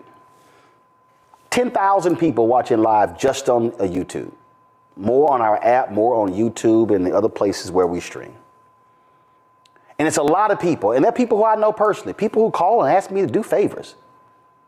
Who don't even contribute to the show. There are people I've seen on social media talk about how we got to build our own ecosystem, support our own, who don't actually do it. My man Michael Harriot used to be with The Root, launched something called Contraband Camp. Last night, I signed up, $59.99 for a year. Because I can't say we need more black media, and I can't say that, but then I don't actually support it. Other people who I've actually poured into, invested in. So when I ask you to join us, there are people who are in our YouTube chat who are joining in. We don't charge a subscription fee. There's no minimum amount we charge you. Because the goal that we wanted is for this to be open so people can be able to access it. I was walking through the Atlanta airport when I arrived on Tuesday and I left on Wednesday. And so many brothers and sisters stopped me and they said, man, I'm watching your show. I'm listening to the podcast. Thank you. Keep going, keep going, keep going. But y'all, I say it all the time. We cannot keep going if we can't fund it. The lease of our office is up next year. It's going to be an increase. When we talk about staff, there are some positions that we would love to fill. Today, we actually shot 2 pilots of a show that I would love to launch. And we're going to run those shows in the next 2 weeks. There are 2 of the shows that we're planning pilots on. That's going to cost money for the people producing and working it and for the people who are hosting the show. Because I'm not saying please work for free. But we are not going to be able to have voices that speak for us if we don't support those platforms. So I do what I'm asking you to do.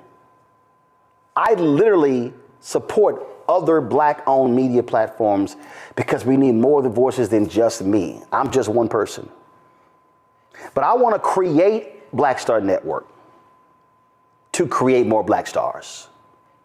I want to be able for us to have 6, 8, 10 different shows hosted by millennial, Gen Z, and other Gen Xers. I tried to do a show with a Generation Alpha, but the ask of, his daddy was so outlandish that I said, there's no way I can even do that. But there are others who I'm looking at. Oh, yes. When I travel the country, I'm paying attention. And I'm looking at people who are 12 and 14 and 15 years old and watching them saying, how can I support what they're doing and build the next generation? So when we ask you to support us, when I say we want 20,000 people on average giving $50 each, which comes out to $4.19 a month, 13 cents a day, y'all, that's $1 million. That $1 million from those folks is huge. Brother hit me today. He said, man, I've been talking about contributing. He said, I finally did it today. He contributed $250. There's some other people I saw, they contributed $10. Somebody contributed $1.08. That 8 cents matters just like it was $800. It all adds up. So what we do here is what nobody else in Black-owned media is doing. We are trying to build a network of multiple voices that will speak to our people in a way to serve as giving the clarion call to justice, to truth, to honesty, to decency, the people who are going to cast the vision. And we need you to say, like the people did to Nehemiah, let us rebuild. I would love for all the people who are watching, would love for today for us to raise $100,000. If 2,000 people gave $50, and there's 10,000 of y'all on YouTube right now, we hit that easy. You can't give us direct on the Cash App because they shut down our accounts. So you can use Stripe. This is the QR code. I posted the link directly in the YouTube chat. But if you want to use Cash App for Stripe, it's right here. This QR code, if you're listening, go to blackstarnetwork.com. If you want to give via PayPal, PayPal is paypal.me/rmartinunfiltered. Venmo is venmo.com/rmunfiltered. Zelle is roland@rolandsmartin.com, roland@rolandmartinunfiltered.com.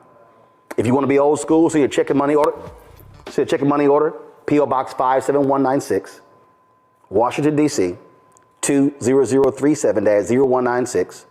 Well, it's one thing you can always count on is for the twice impeached, racist, criminally convicted felon in chief to do all he can to attack black people. So last night, Chief Dumbass issued 2 executive orders.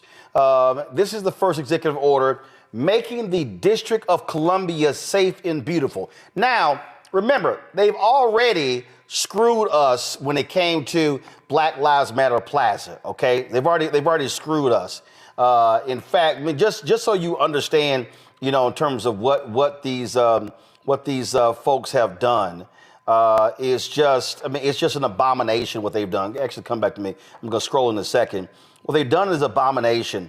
You know, I was outside. I'm going to do this here. Give me 1 second.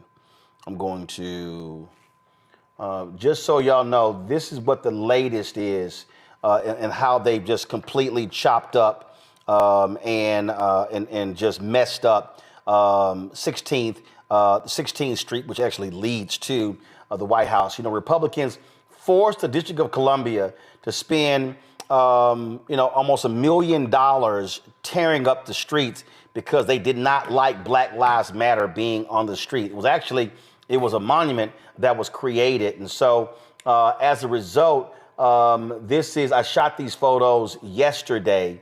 Give me a second. I'm connecting on my iPad so you can see what it looks like. And again, these so-called fiscal conservatives, let me say it again, so-called fiscal conservatives demanded that Washington, D.C. do this. This is what it looks like right now. That right there, it's going to take, so that it wasn't just painted. They literally built it. Into the ground. So they sat there and that's it right there. And, just so you understand, this is the road that leads to the White House. If I zoom in, you will see that is the White House right there. And so, these folks, these Republicans, they force the district, threaten to withhold transportation money from the district if they did not follow their orders. They made them do this. They did not care. They don't care. They didn't ask the people of Washington, D.C. It does not matter for them. Hey, we control Congress, so therefore we control your purse strings. So you know what? We gonna make y'all do whatever we want y'all to do. I also shot some video. Give me 1 second. I want to show that to y'all as well, because I mean, and it's just a damn shame how these people are operating.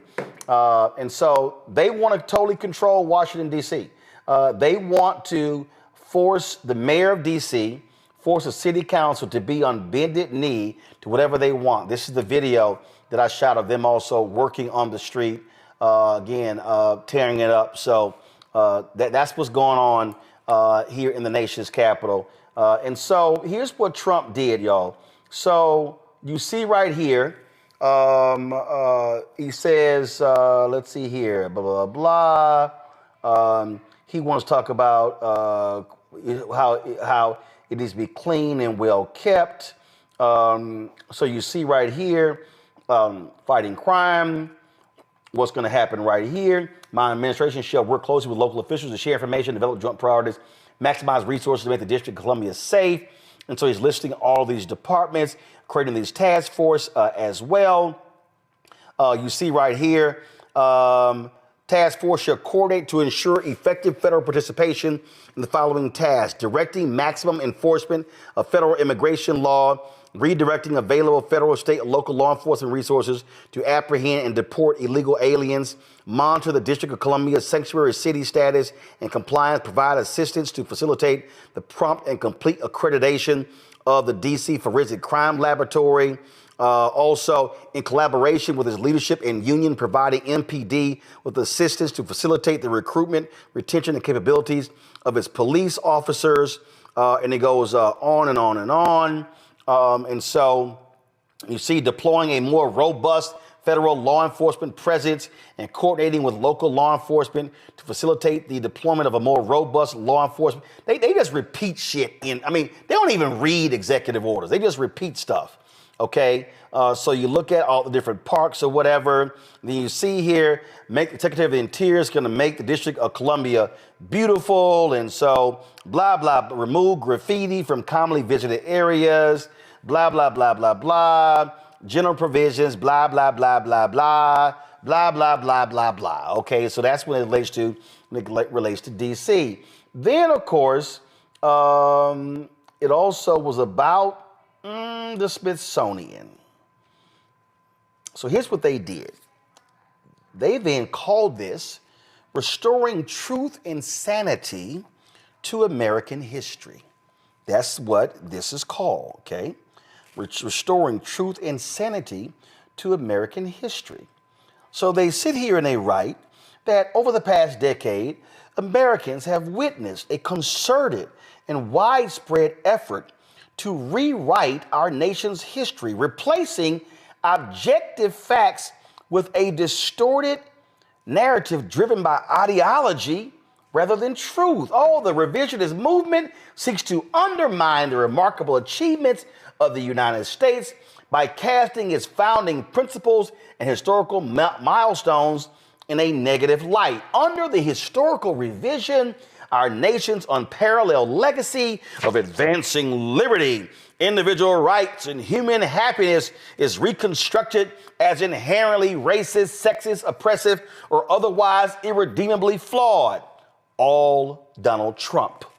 Rather than fostering unity and a deeper understanding of our shared past, the widespread effort to rewrite history deepens societal divides and fosters a sense of national shame, disregarding the progress America has made and the ideals that continue to inspire millions around the globe.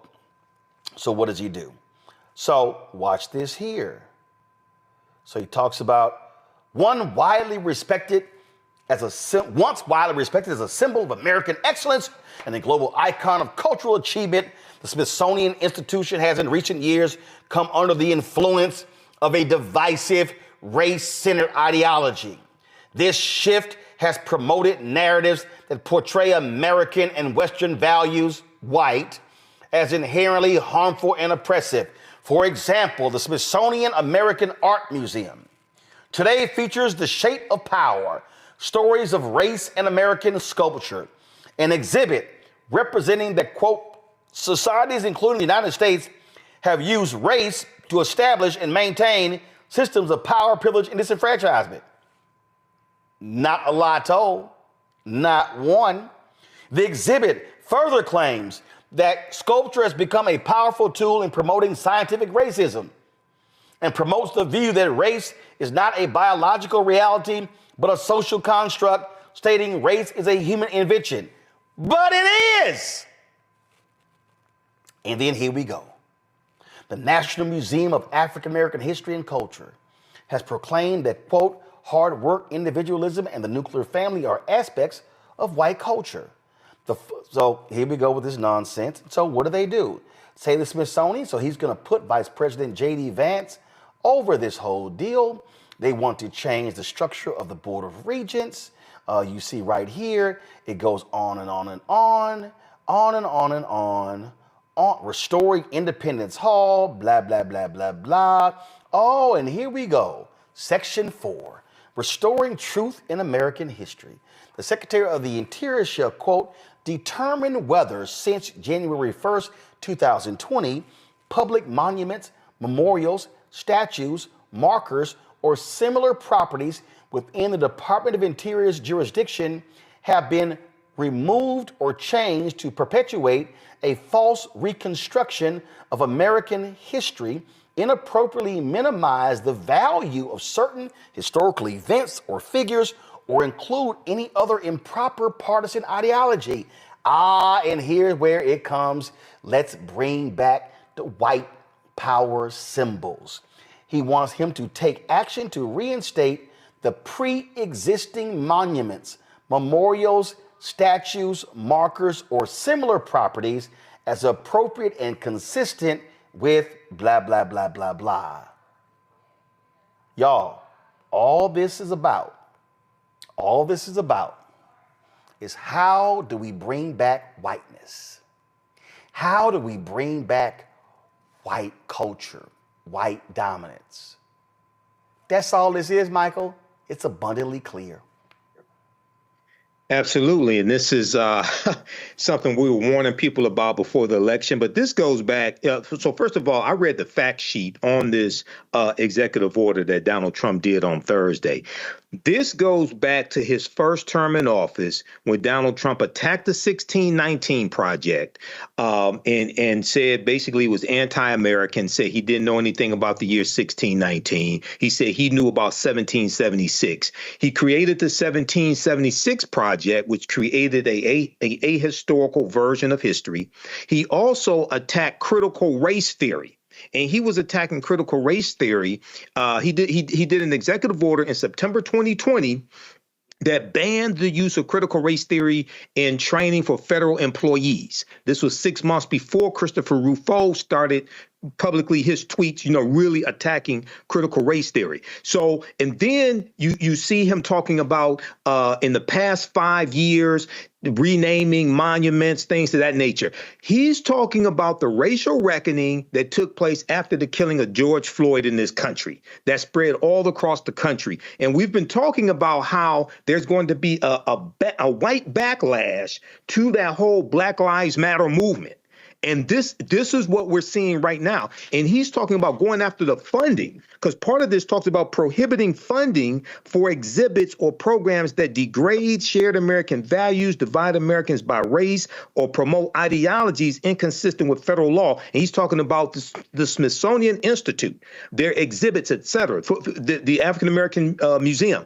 So this is a direct attack, a continued attack on African-American history, but also going after the funding that funds these exhibits also. So this is on top of removing Executive Order 11246, which was affirmative action. This is on top of revoking Executive Order 13985 from the Biden administration, which dealt with equity when it came to the different federal agencies, things of this nature.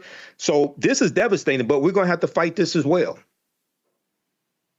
Derek, let's go back to June 11th, 2020.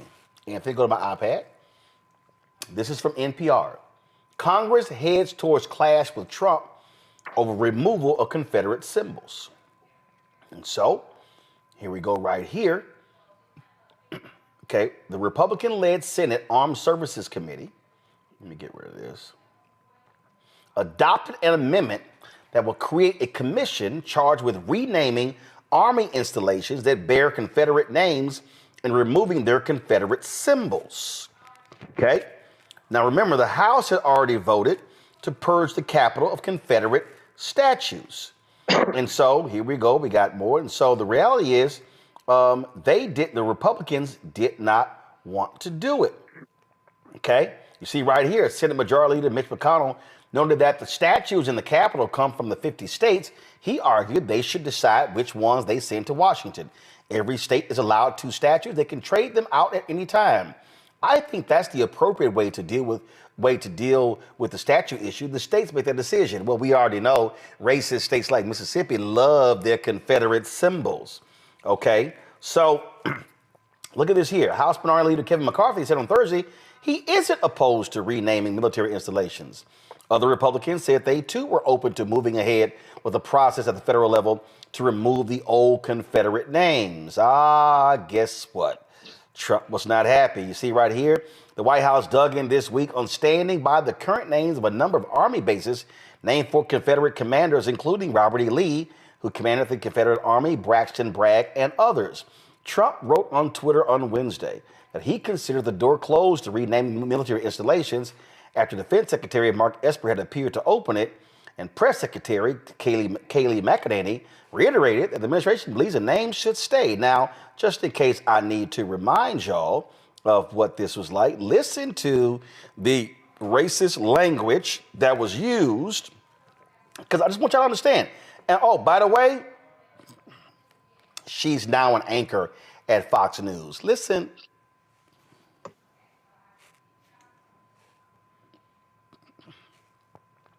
All right, trying to get it to play here, so give me 1 second. See, y'all, these folks here, it's real clear who they are. It's real clear what they stand for. It's real clear who they actually represent. All right, here we go. Listen to this. Fort Bragg is known for the heroes within it that trained there, that deployed from there, and it's an insult to say to the men and women who left there the last thing they saw on American soil before going overseas, and in some cases losing their lives, to tell them that what they left was inherently a racist institution because of a name. That's unacceptable to the president, and rightfully so. And I would also note, where do you draw the line here? I'm told that no longer can you find on HBO Gone with the Wind because somehow that is now offensive. Where do you draw the line? Should George Washington and Thomas Jefferson and James Madison be erased from history? What about FDR and because of internment camps? Should he be erased from history, or Lyndon Johnson, who has a history of documented racist statements? And finally, what about people that are alleged by the media to be segregationists? NBC tells us Joe Biden didn't just compromise with segregationists, he fought for their causes in schools, experts say. CNN tells us letters from Joe Biden reveal how he sought support of segregationists in the fight against busing. And Washington Post tells us that Biden's tough talk on 1970s schools desegregation plans could get him new scrutiny. And there are complaint. And see, Matt, this is real simple. They are appealing to the white racists in the Republican Party. That's all this is. And one of the ways that they do that is framing everything as black as somehow being ideological. I mean, we talked about that the last week on the show, but that's what's so insidious and just malicious about it. It's a lot of this stuff is just purely historical fact that is being cast as somehow being ideological because it's black people. And to your point, a lot of the way you see their rhetoric surrounding this being sold is this idea of why are we allowing people to co-opt America? We need to take it back by virtue of sanitizing history. Basically, people are lying about what the history is. But we know, number one, the truth of the history is indispensable contributions by Black people, just across the board, number one. But number two, if you take ideology out of it and it's purely historical, I don't know how you make that, a political issue or make it an issue of one group of people versus another, whereas it's just a demonstrable fact. So I say that to say this. That's exactly what they're appealing to. That's exactly who they're appealing to. And it's terrifying that in this country, there's a large contingent of people who will see something as Black and see it as immediately being ideologically slanted or somehow being, it's carrying out some Marxist ideology or some far liberal ideology or whatever, when it's fact, historical fact. And the interesting thing about this is, as it relates specifically to the Confederacy, a lot of their objection, or at least purported objection, is this idea that people are not promoting American values. They're not adopting American values. They're not standing strong for America and what she stands for. But that's literally what the Confederacy did not do. It literally seceded from the United States of America and fought a war to have its own supremacy. I mean, that is like per se treason. And it's crazy to me that in the same breath, people who are in support of renaming these military bases and putting back up these monuments to Confederate people can not understand the intellectual cognitive dissonance that lies in that kind of statement, and the idea that you've got to be more American by standing up for American values and promoting American values, but I should have the right to promote the best example of a contingent of people who did not promote American values. And they'll never answer that hypocrisy, because it isn't about being logically, consistent. It's about Blackness, and it's about anti-Blackness, and it's about making anything that is tangentially related to Black be the enemy. And we're seeing that, and it's terrifying that people are allowing that. I mean, to this end, I'm a part of a committee here in the local town that puts on an annual parade. And I didn't know this, but as of, 5 or 10 years ago, there was like a group of Confederates who would march in this parade. And I told the people I was involved with, there's absolutely no way I'll be involved if they're involved. They're no longer involved. But just as recently as 5 years ago, people were still coming out with Confederate flags and demanding their opportunity to march down the street with heritage. You only do that if your heritage is about hate, and if you want to thumb your nose in the face of people who recognize that it's about hate and who call you on that. I mean, that's what we're seeing with this administration. And when you hear it from your neighbors, when you hear it from people down the street, it's abhorrent. When you hear it from the White House, it's terrifying, because they've got the means to enact policies that put that hate into practice into ways we've seen it happen over the course of American history. So here's what they're doing, Derek. Go to my iPad. So here's a perfect example. So when the grossly unqualified Fox News anchor Peter Hegseth became Secretary of Defense, he began to do the reversal of the Army bases. And so they changed Fort Benning. They changed that. What they also did was change Fort Liberty. But here's the deal. This is how shameful they are. So Fort Bragg was named after a Confederate general, okay? That's what it used to be named after, Braxton Bragg. But then he got cute by renaming it after Private First Class Roland Bragg, a World War II veteran awarded the Silver Star and Purple Heart. Then he did the same thing for another particular base as well. So what they're doing is using same names. These people are a joke, but what they're appealing to is whiteness. They're tapping into the buttons of white people who go, how dare you change our history? They want these Confederate monuments to remain. This is about appeasing whiteness. We got to call this thing what it is. It's playing up to them. It's embracing them. This is about white culture, white dominance over history, white dominance over everything. Yeah, Roland, you're exactly right. And I definitely agree what has been mentioned, but I just want to add a couple of points. Right? They're not just doing this at the federal level, they're also doing this at the state level, right? Their whole goal in whitewashing at the federal and at the state level, this Heritage Foundation, is to make sure they sanitize everything of the past, uplift their culture, And then, so 50 years from now, Roland, you wouldn't even think that we contribute anything to the United States. You wouldn't think that Frederick Douglass lived or Dr. King lived. And so we're fighting at the state level here in Georgia several egregious bills. So we're getting this from the federal level and at the state level. But in the bottom line here is that it's up to us, Roland, and everything that you have mentioned tonight, that make sure that we preserve our culture, that we preserve our history. And that's the reason why Black media platforms such as yours is to make sure that we get this information out. We mobilize and organize in a manner to realize that it may be Smithsonian today, but tomorrow it may be Dr. King statue. They may want to remove all the Dr. King street names across the United States. I think there's like 113 Dr. King streets.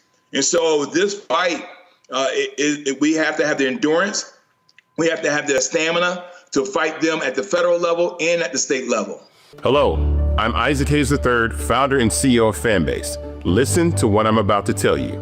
The window to invest in Fanbase is closing. We've raised over $10.6 million of our $17 million goal. That means there's room for less than 6,370 people to invest in Fanbase for the average amount. The minimum to invest in Fanbase right now is $399. That makes you an owner in Fanbase today. Go to startengine.com/fanbase to invest. Why?